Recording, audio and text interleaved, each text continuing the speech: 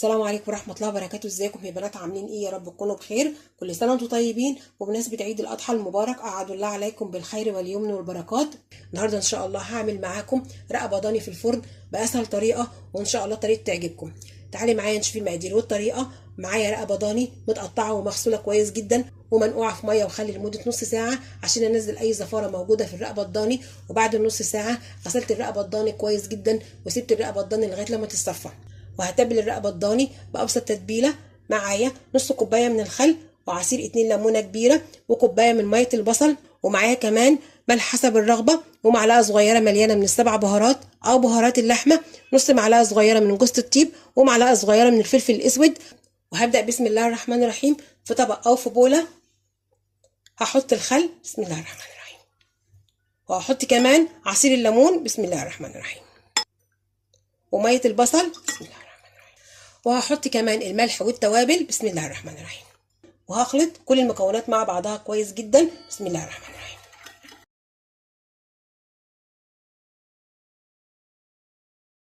خلطت مكونات التتبيله مع بعضها كويس جدا، وهتبل الرقبه الضاني.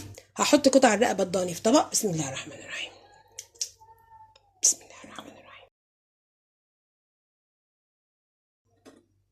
وهنزل من التتبيله على قطع الرقبه الضاني بسم الله الرحمن الرحيم.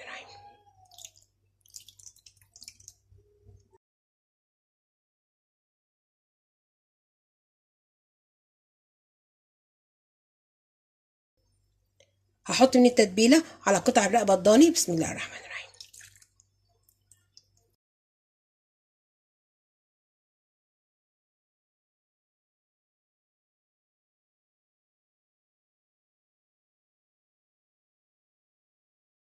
بسم الله الرحمن الرحيم. وبعد ما تبلت قطع الرقبه الضاني بالتتبيله هغطي عليها واحطها في التلاجة ليله كامله او اقل حاجه 6 ساعات علشان لحم الرقبه الضاني يتشرب من التتبيله ويطلع معاكي طري وحلو. هغطي عليها واحطها في التلاجة وبكره ان شاء الله هرجع اعملها معاكم. وبعد ما سبت قطع الرقبه الضاني في التتبيله ليله كامله هسويها. هحط قطع الرقبه الضاني في صينيه بسم الله الرحمن الرحيم. هرصصها في الصينيه، ممكن كمان تحطي في قاع الصينيه خضار بسم الله الرحمن الرحيم.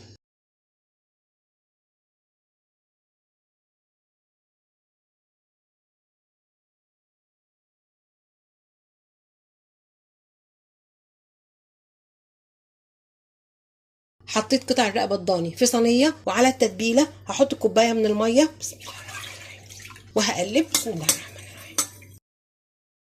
بسم الله الرحمن الرحيم. وهحط التتبيله على قطع اللحمه الضاني بسم الله الرحمن الرحيم.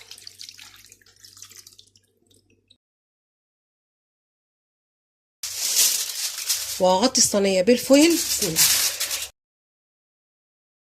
وهدخل الصينيه فرن ساخن على درجه حراره 200 لغايه لما اللحمه تستوى. واول ما اللحمه بتستوى بشيل الفويل وافتح الشوايه عشان اللحمه تاخد لون. هدخل الصينيه الفرن، لما اللحمه تستوى وتاخد لون هرجع لكم تاني. وهعصج اللحمه المفرومه لحشوه الرقاق الناشف. حطيت ماده دهنيه في طاسه تسخن، وهنزل ببصلتين كبار مفرومين، وهقلب البصله لغايه لما البصله تصفر.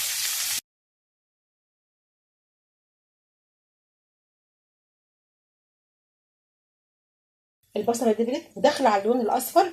هنزل بكميه اللحمه المفرومه بسم الله الرحمن الرحيم، وهقلب اللحمه المفرومه مع البصله.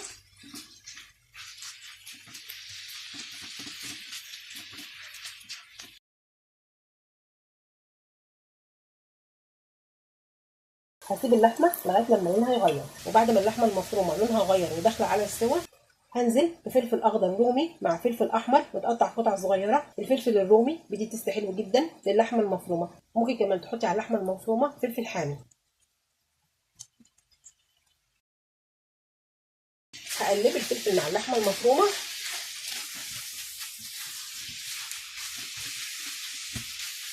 شايفه الالوان حلوه ازاي؟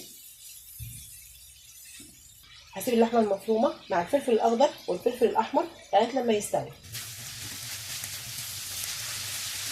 واخر حاجه هحطها على اللحمه المفرومه التوابل. معايا نص معلقه صغيره فلفل اسود، ومعلقه صغيره ملح، ومعلقه صغيره من السبع بهارات او بهارات اللحمه.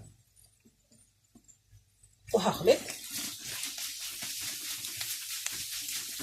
وبكده خلاص عصقت اللحمه المفرومه. هطفي النار على اللحمه المفرومه وهسيب اللحمه المفرومه لغايه لما تبرد، وهحشي بيها الرقاق الناشف. والرقاق الناشف اللي عملته معاكم قبل كده هعمل منه احلى صينيه رقاق باللحمه المعصجه، هتطلع معاكي طريه من جوه وهشه ومقرمشه من بره. هعملها معاكم بكل تركاتها وتفاصيلها، يلا بينا. بعد ما عصقت اللحمه هعمل صينيه الرقاق بشوربه اللحمه الضاني. معايا شوربه لحمه ضاني سخنه، هحط عليها كوبايه من اللبن. بسم الله الرحمن الرحيم. وهخلط الشوربه مع اللبن. بسم الله الرحمن الرحيم.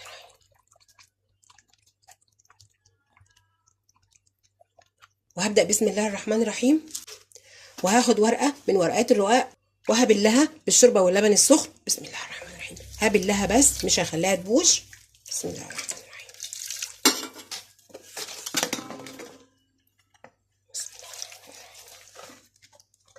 هبلها من على الوشين. بسم الله الرحمن الرحيم.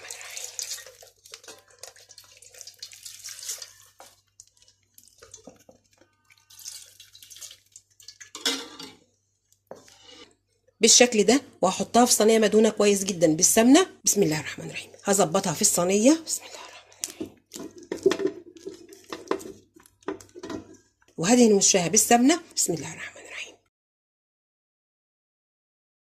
عشان يطلع الرقاق معاكي مورق.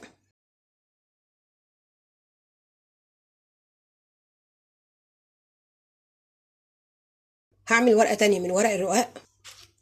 هاخد ورقه من ورق الرقاق وابلها بالشوربه واللبن السخن. بسم الله الرحمن الرحيم. والجنب التاني. بسم الله الرحمن الرحيم.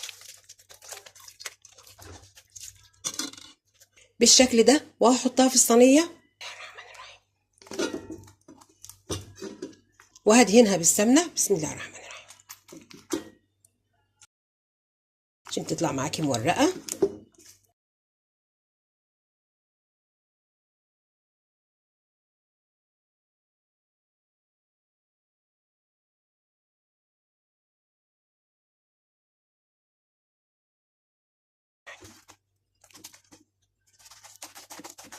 وبتعملي عدد طبقات الرقاق حسب رغبتك، بتعمليهم 6 أو بتعمليهم 8 أو بتعمليهم 10، وبينهم طبقة اللحمة المعصجة. أنا بحب أعملهم 8 طبقات من الرقاق، 4 طبقات من تحت وبينهم اللحمة المعصجة، وبعد كده ال4 طبقات التانيين من الرقاق. هفرد اللحمة المعصجة على طبقات الرقاق. بسم الله الرحمن الرحيم.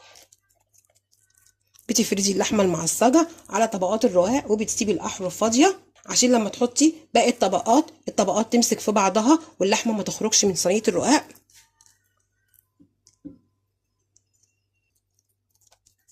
فردت اللحمه المعصجه فوق طبقات الرقاق وسبت الاحرف فاضيه، عشان لما احط باقي طبقات الرقاق الطبقات تمسك في بعضها واللحمه ما تخرجش من صينيه الرقاق. هكمل باقي طبقات الرقاق.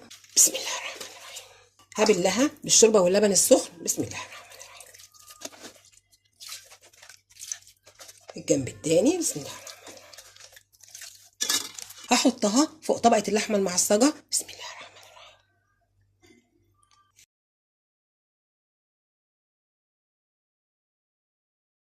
وهدهنها بالسمنه. بسم الله الرحمن الرحيم. هكمل كميه ورق الرقاق وارجع لكم تاني. وهقطع صينيه الرقاق قبل ما تدخل الفرن، وبتقطعيها حسب رغبتك. بسم الله الرحمن الرحيم. بسم الله الرحمن الرحيم. واخر حاجه هعملها، هحط على صينيه الرقاق كوبايه من الشوربه مع اللبن سخنه، هحط عليها معلقه من السمنه. بسم الله الرحمن الرحيم. وهقلب، وهحط كمان معلقه من صلصه الطماطم. صلصه الطماطم مع الشوربه واللبن بيدي لون حلو جدا لصينيه الرقاق. بسم الله الرحمن الرحيم. وهقلب. بسم الله الرحمن الرحيم. بسم الله الرحمن الرحيم. هوزع الشوربه واللبن والصلصه والسمنه على صينيه الرقاق. بسم الله الرحمن الرحيم. وهحرك الصينيه. بسم الله الرحمن الرحيم. وهسيب صينيه الرقاق لمده 5 دقايق، وبعد ال5 دقايق هدخل صينيه الرقاق فرن ساخن على درجه حراره 180 في الرف اللي في النص لغايه لما تستوي وتاخد اللون الذهبي. هسيب صينيه الرقاق لمده 5 دقايق، وبعد ال5 دقايق هدخلها فرن ساخن. وبعد ما عملت صينيه الرقاق فاض كميه من الرقاق، ممكن تعملي صينيه تانية من الرقاق باللحمه المفرومه، او ممكن كمان بتعملي الرقاق حلو بتعمليه باللبن والسكر والمكسرات، او ممكن كمان بتعملي الرقاق ام علي. جربيه على طريقتي وان شاء الله هتعجبك. بسم الله ما شاء الله. دي شكل صينيه الرقاق بعد ما خرجت من الفرن. هغطي عليها واسيبها لغايه لما تبرد وهقدمها.